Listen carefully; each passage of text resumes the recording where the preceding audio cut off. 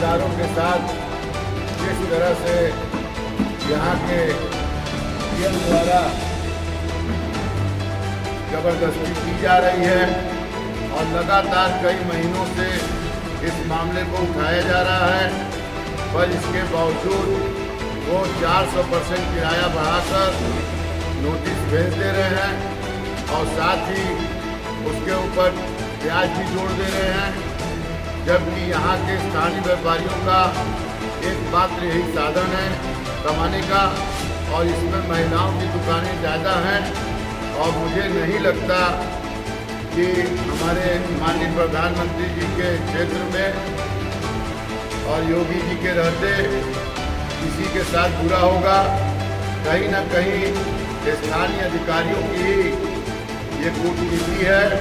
इसका उपयोग करते हैं और जो उनको आवंटित कागज पर आवंटित है 8x8 और वो 64 स्क्वायर फीट और वो ले रहे हैं किराया 104 स्क्वायर फीट। यही अनैतिकता, यही अविवेक कार्रवाई सिविल विभाग द्वारा की गई है और ये तथ्यों के साथ नरेगा प्रशासन के महाप्रबंधक महोदय के समक्ष बहुतेरी बार रखी गई है, किंतु पता नहीं क्या उनकी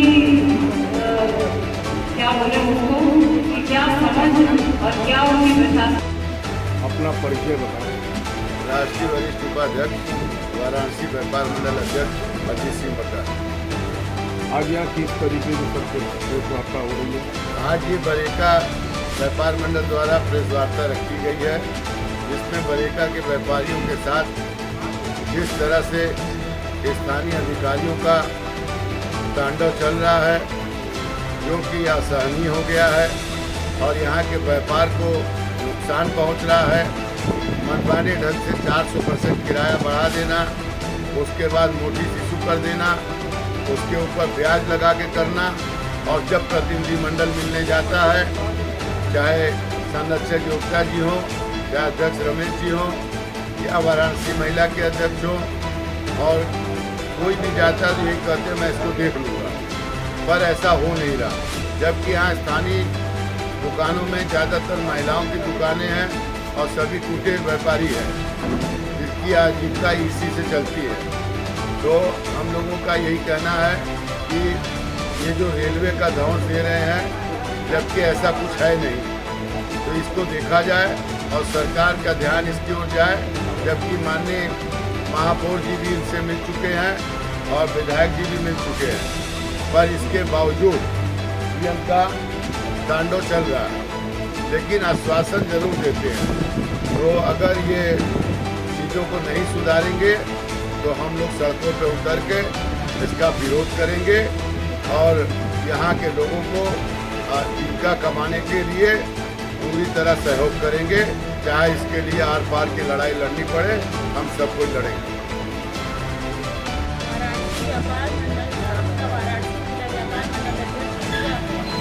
किस तरीके की मैम यहाँ प्रेस वार्ता रखी गई है?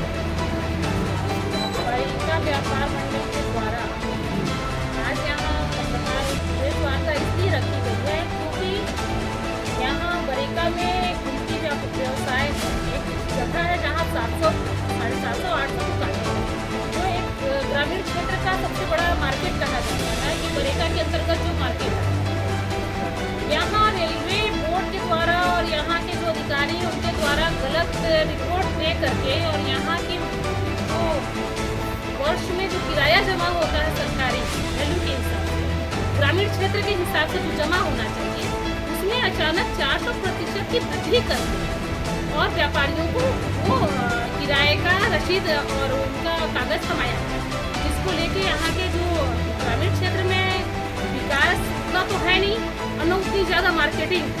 यहाँ छोटे मोटे किसानों का सामान, थोड़ा सामान रखते हैं और बेचते हैं।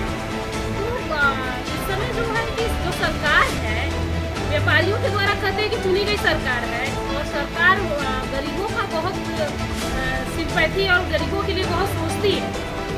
और जहाँ एक तरफ भारत विश्वगुरु होने जा रहा है, उस जगह पे एक छोटे ग्रामीण क्षेत्र का जहाँ एक वन विकास दर बहुत कम है, वहाँ पे छोटे व्यवसायियों मार्केटिंग के साथ इस तरह का कार्य बहुत गलत था। लोग आगे इसका पुरजोर विरोध करते हैं। और इस मार्केट में बहुत सी महिलाएं भी हैं जो घर के साथ साथ व्यवसाय भी करती हैं। छोटा ही मार्केट है। फिर मैं आपको आपके द्वारा मैं बताना चाहती हूँ, गुमटी मार्केट इसको कहा जाता है। जैसे जिस तरह से कभी कभी कहीं एक जैसे खड़ी बाजार लगाया जाता है, जिस तरह से एक मार्केट बसाई जाती है, उसी टाइप से वहाँ पे मार्केट है ना, कि कोई सरकार के द्वारा बहुत ज़्यादा सुविधाएं यहाँ नहीं दी गई। तो सरकार को आगे आप लोगों ने कुछ लिखा पत्र वगैरह की इस तरीके की यहाँ पर? सर्वप्रथम तो हम लोग यहाँ पहले यहाँ के जो इस अधिकारी ने ये गलत रिपोर्ट यहाँ से बना के भेजी है, पहले हम लोगों ने उनको सूचित करना जरूरी समझा, क्योंकि उनके द्वारा ही कागज आगे गया जिसमें ये मूल्य वृद्धि किया गया। तो हम लोगों ने पहले उनको सूचित किया है और ये प्रेस वार्ता के द्वारा मैं उनको फिर से दोबारा अल्टीमेटम हम लोग दे रहे हैं व्यापार मंडल के द्वारा। और अगर वो इस बार भी अगर इस पर मतलब उचित ध्यान दे करके कार्रवाई नहीं करते हैं, अपनी जो रिपोर्ट उन्होंने गलत भेजी है उसमें सुधार नहीं करते हैं, तो फिर आगे हम लोग इससे बड़ा कदम उठाने का कार्य करेंगे। जरूरत पड़ा तो हम लोग धरना भी देंगे और जरूरत पड़ा तो हम लोग मुख्यमंत्री जी से मिल करके इसकी शिकायत भी करेंगे, क्योंकि बरेका में जब भी देश के प्रधानमंत्री आते हैं तो बरेका गेस्ट हाउस में ही वो यहाँ रुकते हैं। और अगर सरकार जहाँ है उसके नाक के नीचे अगर परेशान हो परिवार, तो बहुत ये गलत बात है।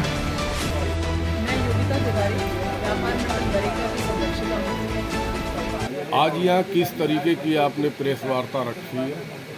यहाँ 700 750 से भी ज़्यादा छोटी दुकानें हैं, गुमटियाँ हैं, जिनके किराए में एकाएक 400% की वृद्धि हो गई है, जिसकी वजह से लोगों की रोजी रोटी का संकट खड़ा हो गया है। बरेका प्रशासन सुन नहीं रहा है, इस वजह से ये प्रेस कॉन्फ्रेंस। इतनी ज़्यादा वृद्धि होने का क्या कारण था?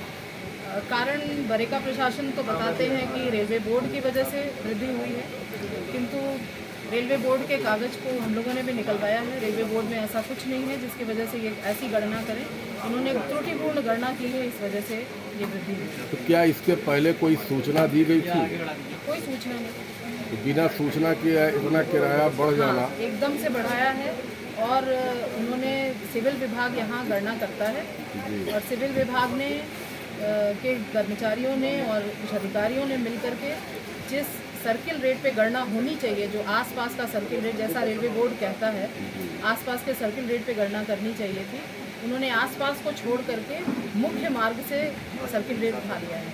जो आसपास 30,000 स्क्वायर फीट सर्किल रेट है, वो आप 75,000 स्क्वायर फीट लगा। यहाँ पर कितनी लगभग शॉप होगी? 750 से भी ज़्यादा। तो उसकी लड़ाई के लिए आप लोग आगे क्या करेंगी अगर मान लीजिए कि वृद्धि नहीं वापस ली जाती है? तो अब बरेका प्रशासन के मुखिया जो हैं, महाप्रबंधक महोदय, उन्होंने उनसे कई दौर की वार्ता हुई है जनप्रतिनिधियों के साथ, यहाँ वाराणसी के सभी जनप्रतिनिधियों के साथ हुई है और उसमें उन्होंने माना है कि गलत गणना हो गई है, मैं ठीक करवाता हूँ।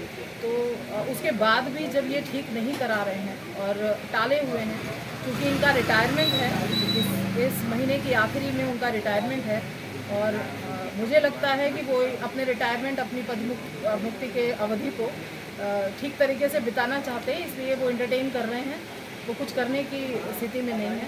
तो आगे अब यही है कि व्यापारियों के दुख दर्द के लिए एक ही व्यक्ति है बनारस में, हमारे अध्यक्ष जी बग्गा जी, जैसा उनका मार्गदर्शन रहेगा इस तरीके से हम लोग आगे इस लड़ाई, क्योंकि आजीविका का संकट तो बहुत बड़ा है और हमारे प्रधानमंत्री बेरोजगारी की समस्या को दूर करने के लिए क्या क्या नहीं कर रहे हैं और बरेका प्रशासन उन्हीं की नाक के नीचे लोगों को बेरोजगार करने की योजना बना रहा है। Thank you.